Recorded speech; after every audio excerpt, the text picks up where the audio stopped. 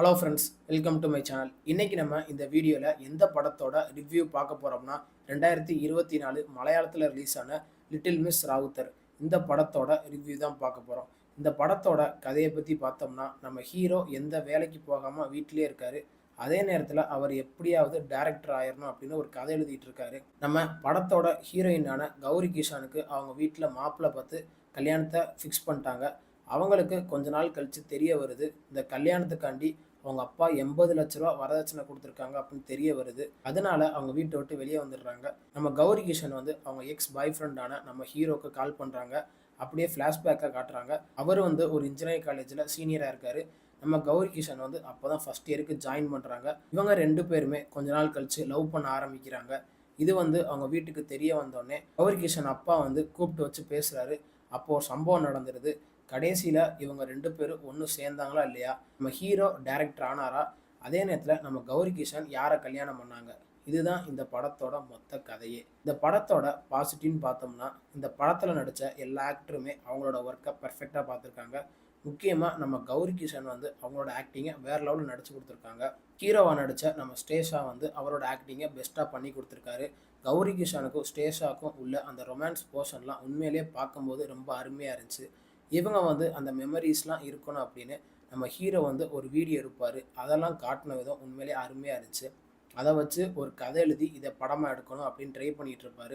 படத்தில் மியூசிக்லாம் ரொம்ப அருமையாக இருந்துச்சு. அந்த பாட்டாக இருக்கட்டும், பிஜிஎம்மாக இருக்கட்டும், அதெல்லாம் உண்மையிலேயே கேட்கும்போது நல்லா இருந்துச்சு.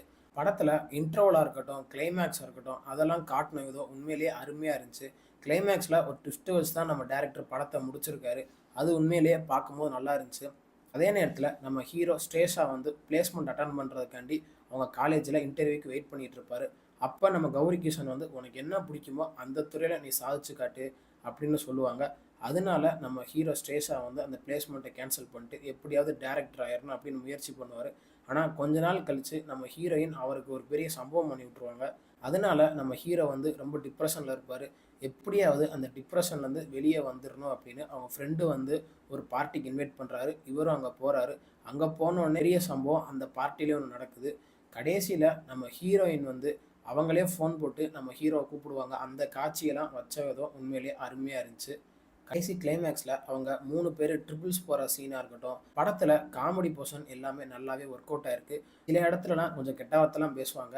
அதெல்லாம் நம்ம டேரக்டர் கொஞ்சம் அவாய்ட் பண்ணியிருக்கலாம். மற்றபடி இந்த படத்தில் பெருசாக சொல்கிறதுக்கு ஒன்றும் இல்லை. இந்த படத்தோட நெகட்டிவ்னு பார்த்தோம்னா நம்ம டேரக்டர் இந்த கதையை இன்னும் கொஞ்சம் ஃபோக்கஸ் பண்ணி எடுத்துருக்கலாம். எதுக்குன்னா இந்த படத்தை பார்க்கும்போது சில சீன்லாம் இதுக்கு முன்னாடி ரிலீஸ் ஆன பல லவ் படத்தில் எப்படி இருக்குமோ அதே தான் நம்ம டேரக்டர் திருப்பி எடுத்து வச்சுருக்காரு. மற்றபடி இந்த படத்தில் பெருசாக சொல்கிறதுக்கு ஒன்றுமே இல்லை. அதே நேரத்தில் நம்ம சிம்பு நடித்து வெளியான விண்ணை தாண்டி வருவாய படத்தில் ஒரு ஃபேமஸான ஒரு சீன் இருக்கும். அதை அப்படியே கொஞ்சம் மாடிஃபை பண்ணி இந்த படத்துலையும் வச்சுருக்காங்க. அதெல்லாம் பார்க்கும்போது நமக்கு பச்சையாக தெரியும் இந்த படத்தில் தான் எடுத்தது அப்படின்னு. அதெல்லாம் நம்ம டேரக்டர் கொஞ்சம் ஃபோக்கஸ் பண்ணி எடுத்துருக்கலாம். இந்த படத்தில் 2 கேரக்டர் தான் முக்கியத்துவம் கொடுத்து நம்ம டேரக்டர் எடுத்திருக்காரு. மற்ற சைடு ஆக்டர்லாம் நம்ம டேரக்டர் மதிக்கவே இல்லை. நம்ம ஹீரோக்கு கூட ஒரு ஃப்ரெண்டு வருவார். அவர் மட்டும் ஃபஸ்ட் ஹாஃபில் கொஞ்சம் நேரம் வருவார். அதுக்கப்புறம் அவரும் காணாமல் போயிடுவார். ஆனால் அவர் பண்ணுற காமெடியெலாம் உண்மையிலே அருமையாக இருக்கும். இந்த படத்தில் ஃப்ளாஷ்பேக் போர்ஷன்லாம் உண்மையிலே நல்லாவே ஒர்க் அவுட் ஆகிருக்கு. எதுக்குன்னா நம்ம ஹீரோ வந்து அவரோட பழைய மெசேஜெல்லாம் பார்த்துட்டு அதுக்கு தகுந்த மாதிரி அந்த சீன்லாம் காட்டுவாங்க. அதெல்லாம் காட்டினதோ உண்மையிலே அருமையாக இருந்துச்சு. நம்ம கௌரி கிஷன் வந்து மேல் படிப்புக்காண்டி வெளியூர் போயிடுவாங்க. அதனால அவங்கள பார்க்கணும் அப்படின்னு நம்ம ஹீரோ கிளம்பி அங்கே போவார். அங்கே போனோடனே அங்கே ஒரு பெரிய சம்பவம் இருக்கும். அதெல்லாம் காட்டின விதம் உண்மையிலே அருமையாக இருந்துச்சு. நம்ம ஹீரோ வந்து ரொம்ப ஹைட்டாக இருப்பார். நம்ம கௌரி கிஷன் வந்து குட்டியாக தான் இருப்பாங்க. அதனால அவங்க காலேஜில் அவங்கள ஓட்டுற விதெல்லாம் காட்டினது உண்மையிலே அருமையாக இருந்துச்சு. அதுக்கெல்லாம் நம்ம ஹீரோ வந்து எப்படி ரியாக்ட் பண்ணுறாரு, அவர் என்னென்ன சம்பவத்தை பண்ணார், அதெல்லாம் காட்டின விதம் உண்மையிலே நல்லா இருந்துச்சு. அதே மாதிரி இந்த படத்தில் கெட்ட வார்த்தையும் லிப்லாக் சீன்லாம் கொஞ்சம் அதிகமாகவே காட்டியிருக்காங்க. அதனால இந்த படத்தை ஃபேமிலியோட உட்காந்து பார்க்குறத அவாய்ட் பண்ணிடுங்க. இந்த படம் ஓடிடி தளமான அமேசான் பிரைமில் தமிழ் டப்பிங் வெர்ஷனுடைய அவைலபிளாக இருக்குது. தமிழ் டப்பிங் வெர்ஷனாக ரொம்ப நீட்டாக லிப்ஸிங் கூட பர்ஃபெக்டாக பண்ணியிருக்காங்க.